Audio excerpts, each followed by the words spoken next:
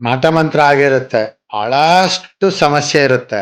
ಏನ್ ಮಾಡಿದ್ರು ಸರಿ ಹೋಗ್ತಿಲ್ಲ, ಎಷ್ಟು ಕಡೆ ಹೋದ್ರು ಸರಿ ಮಾಡ್ಕೊಳಕ್ ಆಗ್ತಿಲ್ಲ, ಅಥವಾ ಯಾರು ಮಾಡಿದಾರ ಅಂತ ಗೊತ್ತಾಗ್ತಿಲ್ಲ, ಅಥವಾ ಅದನ್ನ ಸರಿಪಡಿಸ್ಕೊಳ್ಳೋ ಮಾರ್ಗನೂ ಗೊತ್ತಾಗ್ತಿಲ್ಲ. ಸ್ವಪ್ನ ದೇವತೆಗೆ ನಮಸ್ಕರಿಸಿ ಮಲ್ಗೋದ್ರಿಂದ ಸ್ವಪ್ನದಲ್ಲಿ ನಿಮ್ಗೆ ಯಾರು ಮಾಡಿದ್ದಾರೆ, ಏನ್ ಮಾಡಿದ್ದಾರೆ, ಹೆಂಗ್ ಮಾಡಿದ್ದಾರೆ, ಇದು ಎಲ್ಲಿಗೆ ಹೋದ್ರೆ ಸರಿ ಹೋಗುತ್ತೆ ಅನ್ನೋದು ಒಂದು ವಿಧಾನ. ಅದಕ್ಕೆ 3 ದಿನ ಪೂಜೆ ಮಾಡಿ. ಎಷ್ಟು ದಿನ? 3 ದಿನ. ಈ 3 ದಿನ ಬ್ರಹ್ಮಚಾರಿಯಾಗಿರ್ಬೇಕು, ನೆಲದ ಮೇಲೆ ಮಲಗಬೇಕು. ಅದು ಕಳಶ ಎಲ್ಲಿಟ್ಟಿರ್ತೀರೋ ಆ ಕಳಶದ ಮುಂದೆನೆ ಮಲಗಬೇಕು. ಬೆಳಗ್ಗೆ ಮಧ್ಯಾಹ್ನ ಸಾಯಂಕಾಲ ತಿನ್ಬೇಕು. ಅವತ್ತು ನಿಮ್ಮ ಶರೀರದಲ್ಲಿ ಸಾಕಷ್ಟು ಬದಲಾವಣೆಗಳು ಬರ್ತವೆ. ಅವತ್ತು ರಾತ್ರಿಗೆ ನಿಮ್ಗೆ ಗೊತ್ತಾಗತ್ತೆ. ನಮಸ್ಕಾರ, ನಾನು ನಿಮ್ಮ ಅಮರನಾಥ್ ಗುರೂಜಿ. ಇವತ್ತು ನಾವು ಒಂದು ಬಹಳ ಇಂಪಾರ್ಟೆಂಟ್ ವಿಚಾರ ನಿಮ್ಗೋಸ್ಕರ ಹೇಳೋದಕ್ಕೆ ಹೊರಟಿದ್ದೀವಿ. ಏನಪ್ಪಾ ಅದು ಅಂದ್ರೆ, ನೋಡಿ, ಮಾಟ ಮಂತ್ರ ಆಗಿರುತ್ತೆ, ಬಹಳಷ್ಟು ಸಮಸ್ಯೆ ಇರುತ್ತೆ. ಏನ್ ಮಾಡಿದ್ರು ಸರಿ ಹೋಗ್ತಿಲ್ಲ, ಎಷ್ಟು ಕಡೆ ಹೋದ್ರು ಸರಿ ಮಾಡ್ಕೊಳಕ್ ಆಗ್ತಿಲ್ಲ, ಅಥವಾ ಯಾರು ಮಾಡಿದಾರ ಅಂತ ಗೊತ್ತಾಗ್ತಿಲ್ಲ, ಅಥವಾ ಅದನ್ನ ಸರಿಪಡಿಸ್ಕೊಳ್ಳೋ ಮಾರ್ಗನೂ ಗೊತ್ತಾಗ್ತಿಲ್ಲ. ಈ ರೀತಿ ಎಷ್ಟೋ ವಿಚಾರಗಳು ನಮ್ಮ ಮಾನವರ ಒಂದು ಜನ್ಮಕ್ಕೆ ಸಾಕಷ್ಟು ಸಮಸ್ಯೆಗಳನ್ನ ನಾನು ನೋಡ್ತಿದ್ದೀನಿ ನಡುವೆ. ಅದನ್ನ ಸರಿಪಡಿಸ್ಕೊಳ್ಳೋ ಅಂತ ಒಂದು ಮಾರ್ಗ, ಅಥವಾ ಯಾರು ಮಾಡಿದ್ದಾರೆ ಅಂತ ತಿಳ್ಕೊಳ್ಳೋದು, ಹಾಗೂ ಅದನ್ನ ಸರಿಪಡಿಸ್ಕೊಳ್ಳೋದಿಕ್ಕೊಂದು ಮಾರ್ಗ ತಿಳ್ಕೊಳ್ಳೋದು, ದೈವದಿಂದ ಯಾವ ರೀತಿ ಅನ್ನೋದನ್ನ ನಾವು ಕಂಡುಹಿಡಿಯೋಣ, ತಿಳ್ಕೊಳ್ಳೋಣ. ಯಾಕೆ ಅಂದ್ರೆ, ಎಷ್ಟೋ ಜನ ಗುರುಜಿಗಳ ಹತ್ರ ಹೋಗಿ, ಅಸ್ಟ್ರಾಲಜರ್ಸ್ ಹತ್ರ ಹೋಗಿ, ನ್ಯೂಮರಾಲಜಿಸ್ಟ್ ಹತ್ರ ಹೋಗಿ, ದೇವಸ್ಥಾನದ ಪೂಜಾರಿಗಳ ಹತ್ರ ಹೋಗಿ, ಆನ್ಲೈನ್ ಮಾಡಿಸ್ಕೊಂಡ್ರು ಕೂಡ ನಿಮ್ಮ ಒಂದು ಸಮಸ್ಯೆ ಬಗೆಹರಿಲಿಲ್ಲ ಅಂದ್ರೆ, ಇದೊಂದು ಮಾಡಿ ನೋಡಿ, ಖಂಡಿತ ನಿಮ್ಮ ಸಮಸ್ಯೆ ಬಗೆಹರಿದು ಬಿಡುತ್ತೆ. ಅಥವಾ ಸಮಸ್ಯೆ ಬಗೆಹರಿಸ್ಕೊಳ್ಳೋದಕ್ಕೆ ಎಲ್ಲಿಗೆ ಹೋಗ್ಬೇಕು, ಯಾರ ಕಡೆ ಹೋಗಿ ಸರಿಪಡಿಸ್ಕೋಬೇಕು, ಹಾಗೂ ಏನ್ ಮಾಡಬೇಕು ಅನ್ನೋದು ಕರೆಕ್ಟಾಗಿ ನಿಮಗೆ ಗಂಗಾದೇವಿ ತೋರಿಸುವಂತ ಒಂದು ಸುಲಭವಾದ ಒಂದು ಪರ್ಯಾಯ ಉಪಾಯ ಹೇಳ್ಕೊಡ್ತಾರೆ. ಇದು 3 ವಿಧಾನದಲ್ಲಿ ಮಾಡ್ತಾರೆ. ಮೊದಲನೇ ವಿಧಾನ, ಒಂದೇ ಪ್ರಯಾಣದಲ್ಲಿ 3 ನದಿಗಳು, 2 ಸಮುದ್ರಗಳ ಸ್ನಾನ ಮಾಡಿ, ಆ ದೇವರಿಗೆ ಸಂಕಲ್ಪ ಮಾಡಿ, ನೆಲದ ಮೇಲೆ ಬ್ರಹ್ಮಚಾರಿಯಾಗಿ ಮಡಿಬಟ್ಟೆಯಿಂದ ಸ್ವಪ್ನೇಶ್ವರಿ, ಸ್ವಪ್ನ ದೇವತೆಗೆ ನಮಸ್ಕರಿಸಿ ಮಲ್ಗೋದ್ರಿಂದ ಸ್ವಪ್ನದಲ್ಲಿ ನಿಮ್ಗೆ ಯಾರು ಮಾಡಿದ್ದಾರೆ, ಏನ್ ಮಾಡಿದ್ದಾರೆ, ಹೆಂಗ್ ಮಾಡಿದ್ದಾರೆ, ಇದು ಎಲ್ಲಿಗೆ ಹೋದ್ರೆ ಸರಿ ಹೋಗುತ್ತೆ ಅನ್ನೋದು ಒಂದು ವಿಧಾನ. ಒಂದು ಒಳ್ಳೆ ಸಿಸ್ಟಮ್ ಇದು. 2 ಸಮುದ್ರ ಸ್ನಾನ, 3 ನದಿ ಸ್ನಾನ, ಒಟ್ಟು 5 ಪಂಚಭೂತಗಳು, ಪಂಚ ಶಕ್ತಿಗಳು ನಿಮ್ಗೆ ಸಿಗುತ್ತೆ. ಇದು ಒಂದು ವಿಧಾನ. ಇನ್ನು ಇದರಲ್ಲಿ ಅಕಸ್ಮಾತ್ 2 ಸಮುದ್ರಕ್ಕೆ ಹೋಗೋಕ್ಕಾಗಲ್ಲ ಗುರುಗಳೇ, 3 ನದಿಗಳು ನಮ್ಗೆ ಸಿಗೋದಿಲ್ಲ ಗುರುಗಳೇ ಅನ್ನೋಂಗಿದ್ರೆ, ನಿಮ್ಗೆ ಇನ್ನೊಂದು ಸುಲಭವಾದ ವಿಚಾರ ಹೇಳ್ಕೊಡ್ತೀನಿ. ಗಂಗೆ ಸಿಗತ್ತೆ ಈ ಗಂಗೆ ಅಂಗಡಿಗಳಲ್ಲಿ, ಮತ್ತೆ ಕೆಲವೊಂದು ಪೂಜಾ ಸ್ಟೋರಲ್ಲಿ ಗಂಗೆ ಸಿಗತ್ತೆ, ಗಂಗಾ ಜಲ ಸಿಗುತ್ತೆ, ಅದನ್ನು ತಗೊಳ್ಳಿ. ಆಮೇಲೆ ಯಾವ್ದಾದ್ರು ಒಂದು ಕೆರೆ ನೀರು ತಗೊಳ್ಳಿ. ಆಮೇಲೆ ಯಾವ್ದಾದ್ರು ಒಂದು ಬಾವಿ ನೀರು ಅಥವಾ ಈ ಒಂದು ಕೊಳವೆ ಬಾವಿ ನೀರು ತಗೊಳ್ಳಿ. ಅಂದ್ರೆ 3 ಡಿಫ್ರೆಂಟ್ ನೀರುಗಳು ಅಂತ, 3 ಡಿಫ್ರೆಂಟ್ ನೀರು ತಗೊಂಡು 3 ಕಳಶ ಸ್ಥಾಪನೆ ಮಾಡಿ. ಅದರಲ್ಲಿ ಒಂದರಲ್ಲಿ ಗಂಗೆ, ಒಂದರಲ್ಲಿ ಯಮುನಾ, ಇನ್ನೊಂದರಲ್ಲಿ ಸರಸ್ವತಿ. ಅರ್ಥ ಆಯ್ತಾ? ಈ 3 ದೇವತೆಯರನ್ನ ಒಂದೊಂದು ಕಳಶಕ್ಕೆ ಆವಾಹನೆ ಮಾಡಿ. ಅದರ ಮೇಲೆ ತೆಂಗಿನಕಾಯಿ ಇಡಿ. ತೆಂಗಿನಕಾಯಿ ಇಟ್ಟು ಈ 3 ಕಳಶಗಳಲ್ಲಿ ನೀವು ಕರೆಕ್ಟಾಗಿ ಎಲೆ ಮತ್ತು ಕಾಯಿ, ಮತ್ತು ಅದಕ್ಕೆ ಬಟ್ಟು, ಅದಕ್ಕೆಲ್ಲ ಏನೇನು ಬೇಕೋ ಎಲ್ಲ ಇಟ್ಟು ಅದಕ್ಕೆ 3 ದಿನ ಪೂಜೆ ಮಾಡಿ. ಎಷ್ಟು ದಿನ? 3 ದಿನ. ಈ 3 ದಿನ ಬ್ರಹ್ಮಚಾರಿಯಾಗಿರಬೇಕು, ನೆಲದ ಮೇಲೆ ಮಲಗಬೇಕು. ಅದು ಕಳಶ ಎಲ್ಲಿಟ್ಟಿರ್ತೀರೋ ಆ ಕಳಶದ ಮುಂದೆನೇ ಮಲಗಬೇಕು. ಅರ್ಥ ಆಗ್ತಿದ್ಯಾ? ಈ ರೀತಿ ಮಾಡಿ 3ನೇ ದಿನ 3 ತೆಂಗಿನಕಾಯಿ ತೆಗೆದುಬಿಟ್ಟು ಅದನ್ನು ಹೊಡೆದು, ಬೆಳಗ್ಗೆ ಮಧ್ಯಾಹ್ನ ಸಾಯಂಕಾಲ, ಬೆಳಗ್ಗೆ 1 ಕಾಯಿ, ಮಧ್ಯಾಹ್ನ 1 ಕಾಯಿ, ರಾತ್ರಿಗೆ 1 ಕಾಯಿ. ಆ ಕಾಯಿಂದ ಸ್ವೀಟ್ ಮಾಡಿ ತಿನ್ಬೋದು, ಅಥವಾ ಕಾಯಿನ ಮತ್ತೆ ಸ್ವಲ್ಪ ಬೆಲ್ಲ ಕಲ್ಸ್ಕೊಂಡು ತಿನ್ಬಿಡ್ಬೋದು. ಈ ರೀತಿ ಬೆಳಗ್ಗೆ ಮಧ್ಯಾಹ್ನ ಸಾಯಂಕಾಲ ಅದೇ ಊಟ ಆಗಿರಬೇಕು. ಪೂರ್ತಿ ಸಸ್ಯಾಹಾರಿಗಳಾಗಿರ್ಬೇಕು. ಆ 1 ದಿನ ಅದೇ ಊಟ ಆಗಿರ್ಬೇಕು.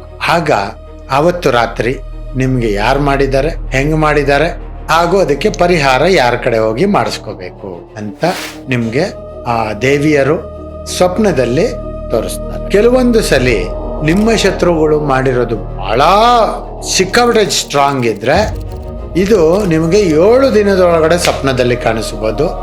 ಮೊದಲು ಹೇಳಿದ ವಿಧಾನದಲ್ಲಾಗ್ಲಿ ಇವಾಗ ಹೇಳಿದ ವಿಧಾನದಲ್ಲಾಗ್ಲಿ 7 ದಿನದೊಳಗಡೆ ಸ್ವಪ್ನದಲ್ಲಿ ಕಾಣಿಸ್ಬೋದು, ಅಥವಾ 9 ದಿನದಲ್ಲಿ ಸ್ವಪ್ನದಲ್ಲಿ ಕಾಣಿಸ್ಬೋದು. ಆದರೆ ಈ ಇಷ್ಟು ದಿನ ಕೂಡ ನೀವು ಶುದ್ಧ ಶಾಕಾಹಾರಿಗಳಾಗಿರಬೇಕು, ಹಾಗೂ ಶುದ್ಧ ಬ್ರಹ್ಮಚಾರಿ ವ್ರತ ಪಾಲನೆ ಮಾಡಬೇಕು, ಹಾಗೂ ಗಂಗಾ ಯಮುನಾ ಸರಸ್ವತಿ 3 ದೇವತೆಯರಿಗೆ ಚೆನ್ನಾಗಿ ನಮಸ್ಕರಿಸಿ ಪೂಜೆ ಮಾಡಿಕೊಂಡು ಆ ಕಳಶದ ಮುಂದೆ ನೆಲದ ಮೇಲೆನೆ ಮಲಗಬೇಕು. ನೆನ್ಪಿಟ್ಕೊಳ್ಳಿ, ಮಡಿ ವಸ್ತ್ರದಲ್ಲಿ. ಇದು 2 ವಿಧಾನ ಆಯ್ತು. ಇನ್ನು 3ನೇ ವಿಧಾನ ಏನಪ್ಪಾ ಅಂದ್ರೆ, ಪ್ರತಿದಿನ ಒಂದೊಂದು ಕಡೆಯಿಂದ ಒಂದೊಂದು ದಿಕ್ಕಿಂದ ನೀರು ತಗೊಂಡ್ಬರೋದು. ಈಗ ಮೊದಲನೇ ದಿನ ಉತ್ತರ ದಿಕ್ಕಿಗೆ ಹೋಗ್ಬೇಕು. ಎಷ್ಟು ದೂರ ಹೋಗ್ತಿರೋ ಹೋಗ್ರಿ.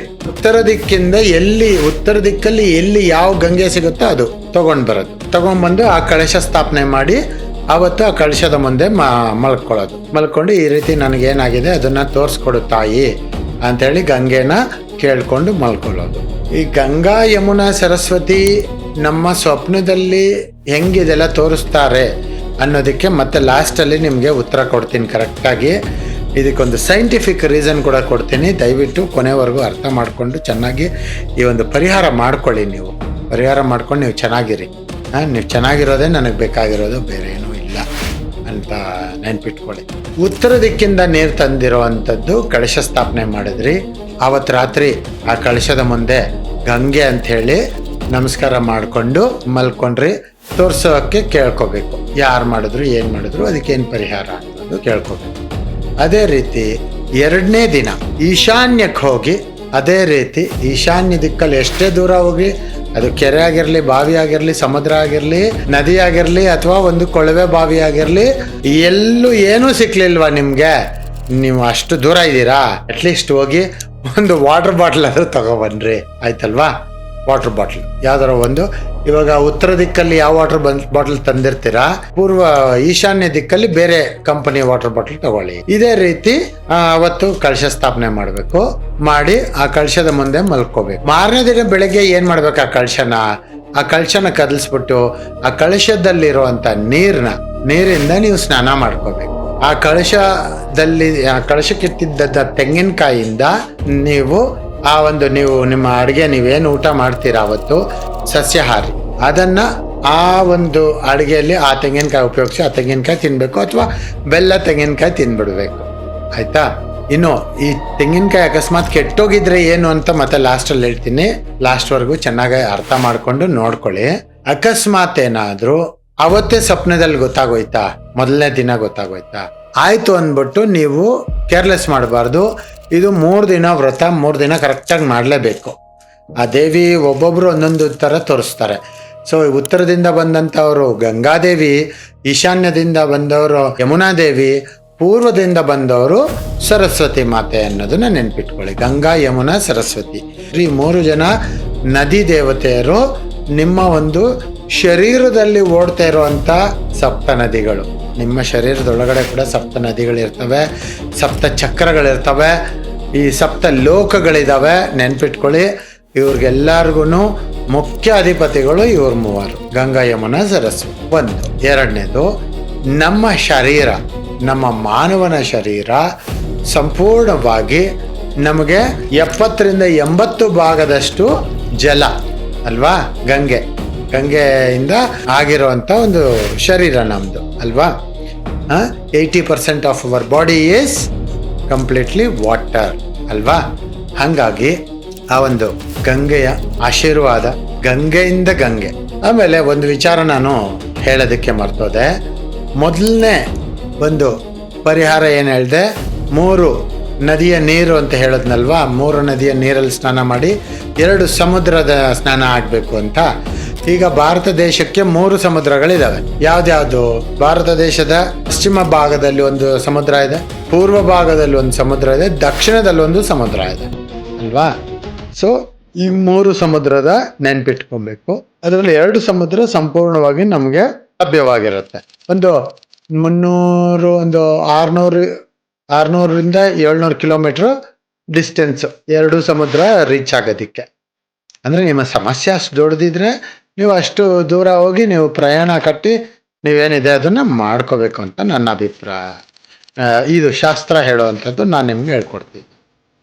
ಇನ್ನು ಎರಡನೇ ವಿಧಾನ ಏನು ಹೇಳಿದೆ, 3 ಕಡೆಯಿಂದ ಗಂಗೆ ತಂದು ಕಳಶ ಸ್ಥಾಪನೆ ಮಾಡ್ತೀರಲ್ವಾ, ಆ ಕಳಶ ಸ್ಥಾಪನೆ ಆದಮೇಲೆ 3ನೇ ದಿನ, ಆ 3 ದಿನ ನೀವು ಕಳಶದ ಮುಂದೆ ಮಲಗಿರ್ತೀರ. 3ನೇ ದಿನ ಈ 3 ಕಳಶದಲ್ಲಿರುವಂಥ ಗಂಗೆಯಿಂದ ನೀವು ಸ್ನಾನ ಮಾಡಬೇಕು.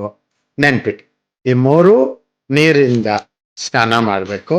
ಅವತ್ತು ಆ 3 ಕಳಶದಲ್ಲಿರುವಂಥ ಆ ಒಂದು ತೆಂಗಿನಕಾಯಿ ಏನಿದೆ, ಬೆಳಗ್ಗೆ ಮಧ್ಯಾಹ್ನ ಸಾಯಂಕಾಲ ತಿನ್ಬೇಕು. ಅವತ್ತು ನಿಮ್ಮ ಶರೀರದಲ್ಲಿ ಸಾಕಷ್ಟು ಬದಲಾವಣೆಗಳು ಬರ್ತವೆ. ಅವತ್ತು ರಾತ್ರಿಗೆ ನಿಮ್ಗೆ ಗೊತ್ತಾಗತ್ತೆ. ಇದನ್ನ ಮಾಡೋದ್ರಿಂದ ನಿಮ್ಮ ಒಂದು ಸಮಸ್ಯೆ ತೀವ್ರವಾಗಿದ್ರೆ ಕನಿಷ್ಠ ಪಕ್ಷ 10% ಸರಿ ಹೋಗುತ್ತೆ. ಸ್ವಲ್ಪ ಕಡಿಮೆ ಇದ್ರೆ ಒಂದು 50% ಸರಿ ಹೋಗುತ್ತೆ. ತೀರಾ ಏನಂತ ಇದಿಲ್ಲ, ಮಾನಸಿಕ ಒತ್ತಡ ಅದು ಇದು ಇಂಥದ್ದೇನಾದ್ರೂ ಸಮಸ್ಯೆಗಳಿದ್ರೆ, ನಿಮ್ಮ ಶತ್ರು ನಿಮ್ಗೆ ಜಾಸ್ತಿ ಏನು ತೊಂದರೆ ಮಾಡದೇ ಇದ್ರೆ ಪೂರ್ತಿ ಸರಿ ಹೋಗುವಂತ ಒಂದು ಸಾಧ್ಯತೆ ಇದೆ. ಇದನ್ನ ನೆನ್ಪಿಟ್ಕೊಂಡು ಇದನ್ನ ನೀವು ಸರಿಯಾದ ರೀತಿಯಿಂದ ಪರಿಹಾರ ಮಾಡ್ಕೊಳ್ಳಿ. ನಮ್ಮ ಚಾನಲ್ಗೆ ಸಬ್ಸ್ಕ್ರೈಬ್ ಮಾಡಿಕೊಂಡು ಈ ಒಂದು ಒಳ್ಳೆಯ ಸುದ್ದಿನ ಒಂದು 10 ಜನಕ್ಕೆ ನೀವು ಶೇರ್ ಮಾಡಿದ್ರೆ, ಯಾರಿಗೆ ಯಾವಾಗ ಯಾವ ಮಾತಿಂದ ಯಾವ ಪರಿಹಾರದಿಂದ ಯಾವ ಒಂದು ಇದೆಲ್ಲ ಸುಲಭ ಪರಿಹಾರ ಅಲ್ವಾ, ಮಾಡ್ಕೊಳ್ಳೋದ್ರಿಂದ ನಿಮಗೂ ನನಗೂ ಪುಣ್ಯ ಬರುತ್ತೆ ಅನ್ನೋದನ್ನ ನೆನ್ಪಿಟ್ಕೊಳ್ಳಿ. ಸಬ್ಸ್ಕ್ರೈಬ್ ಮಾಡ್ಕೊಳ್ಳೋದು ಮರಿ, ಬೆಲ್ ಐಕಾನ್ ಆನಲ್ಲಿ ಇಟ್ಕೊಳ್ಳಿ. ಇದೇ ರೀತಿ ಒಳ್ಳೆ ಒಳ್ಳೆ ವಿಚಾರಗಳು ನಾನು ನಿಮಗೆ ತಿಳಿಸ್ತಾ ಹೋಗ್ತೀನಿ. ನಿಮಗೆಲ್ಲ ಒಳ್ಳೆಯದ. ನಮಸ್ಕಾರ.